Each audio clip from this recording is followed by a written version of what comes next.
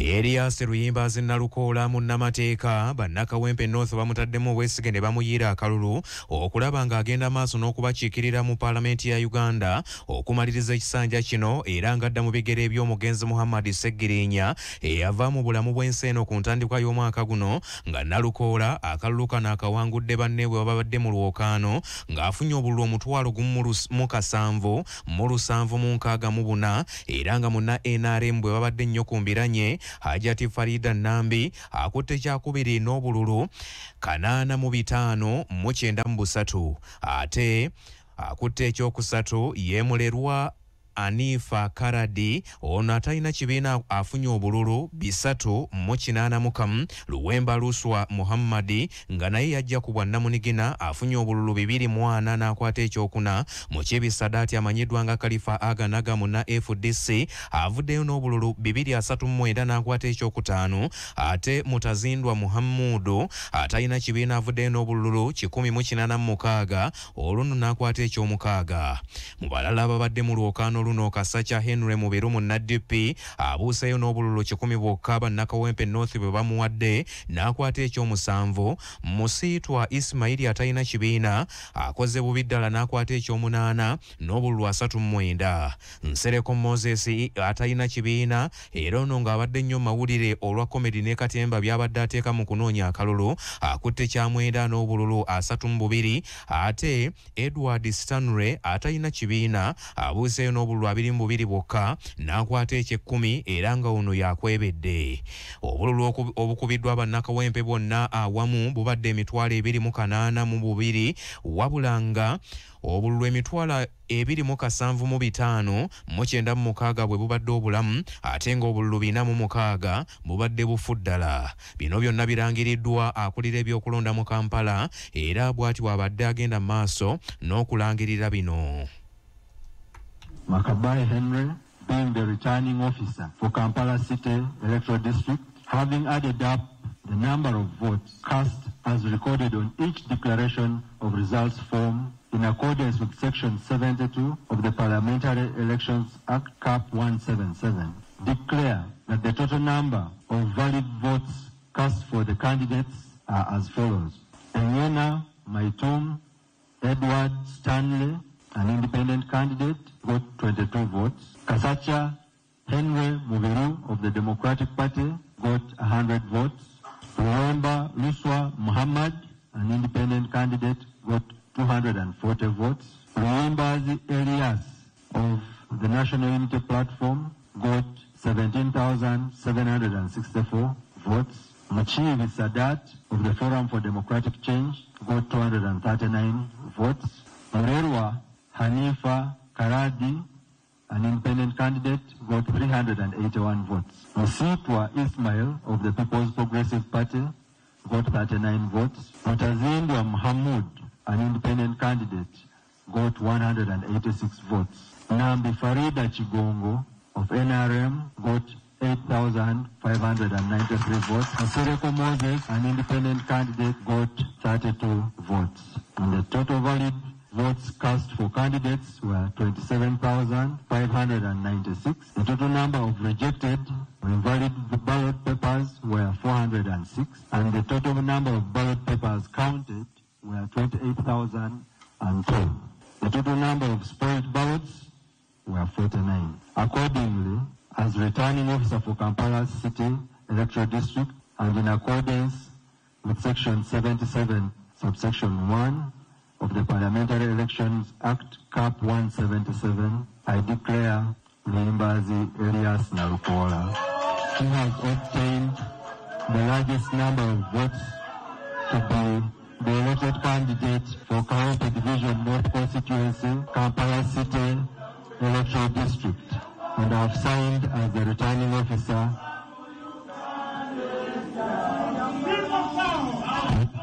this day of the 14th of March 2025.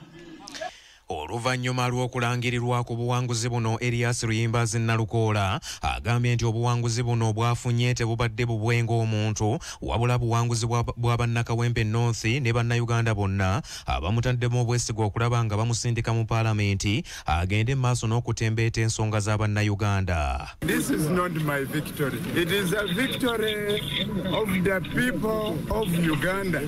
It is the victory of the people of Kawempe North. I thank you, residents of Kawempe North, for standing firm against the dictatorial system, the dictatorship of General Museveni and his ally. Indeed, you have stood against him. Sincerely, this victory wouldn't have come. I thank NUP. I thank President Kyagulanyi Ssentamu. I thank the Secretary General, members of Parliament who subscribe to NUP, residents of Kawempe North Constituency. I thank you. Era mu mbeera eno omuwandiisi w'ekibiina kya NUP David Lewis Rubongoya agambye nti okwewaayo kw'abannakawempe kwe kubayambye okulaba nti bafuna obuwanguzi buno bwe batuuseeko ng'ekibiina kino ekya NUP.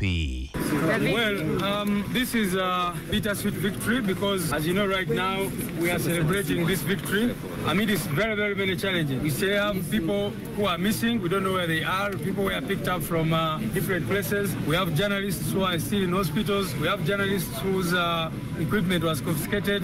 But as they say, the harder the fight, the sweeter the victory. And so this is a great victory for the people of Uganda, for the people of Kawempe North. This is the meaning of a protest vote.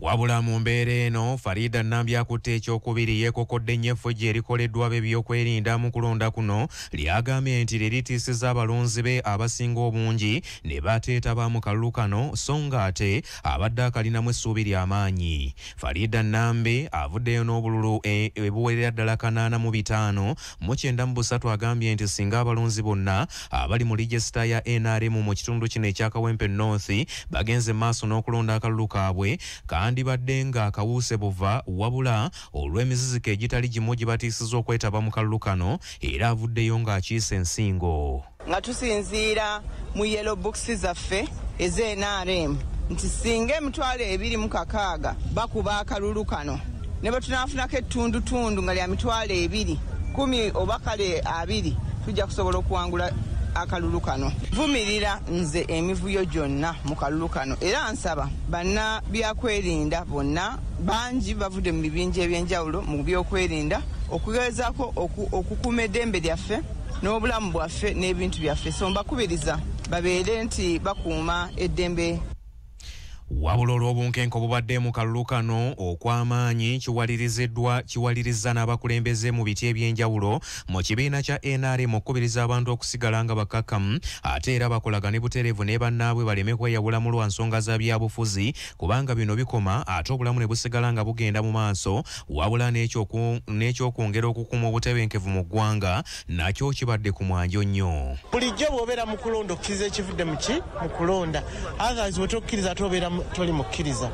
Ekirava mu kulonda kyonna tujja kukikkiriza. Ffe tukkiriza mu buwanguzi tumanyi tujja kuwangula. Abantu baalimbibwa nnyo mu 2021 ne bakola ensobi bambi ne balonda abantu abatasobola kwogera bulungi na gavumenti kuba making assurance services to abantu wabula ne balonda abantu abakubira ebikonde parliament. So at the end of the day ndoza kati abantu batandise okitegeera nti nedda twetaaga tulonda abantu abagenda okukola ne gavumenti. Kubiriza abavubuka bonna abo mukawempe n'abazadde nti tebakola buvuyo. Yakatwala abantu beesalirawo gwe baagala. Baagala abantu bamanye ti kalulu si kulwana.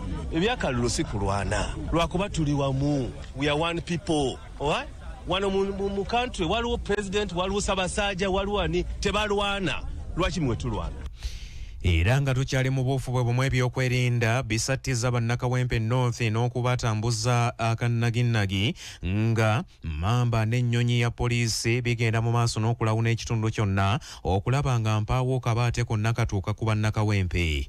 Ab'ebyokwerinda okuva mu bitongole by'ebyokwerinda ebyenjawulo babadde bambadde ebyambalo nga kuno kuliko n'abambadde engoye eza bulijjo era bano balabiddwako nga beebunguludde Kawempe North yonna okukakasa nti mpaawo fujjo lyonna likolebwa mu kalulu kano era wano emmotoka z'amagye wamu n'abasirikale abadde bambadde obukookolo obwedda beeyisanga Namutale omunyageko ente nga bagenda mu maaso n'okulawuna ebifo byonna ebirondebwamu.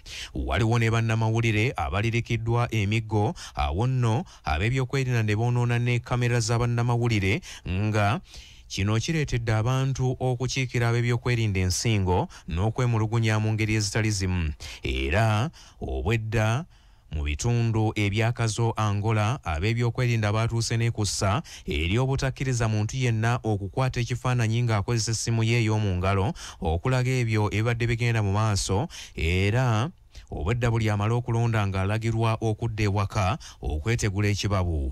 Awamu ab'ebyokwerinda bawuliddwako nga bakaka bannamawulire okusimula ebifaananyi n'obutambi bwe babadde bakutte nga bulaga ebyo ebibadde bigenda mu maaso.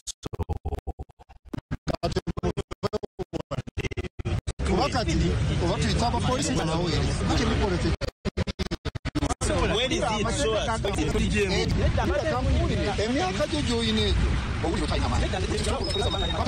abaana bwembatta bwewenkana nabo nze kulonda era akagundi kange akakonge kakano sizze kulwana nze kulonda bilozi naye ndaba embeera eriwo balinga agamba baagala tukwana naye kyembuuza tanka zinoonya ki mu kawempe okukeera wano nga tunoonya akalulu.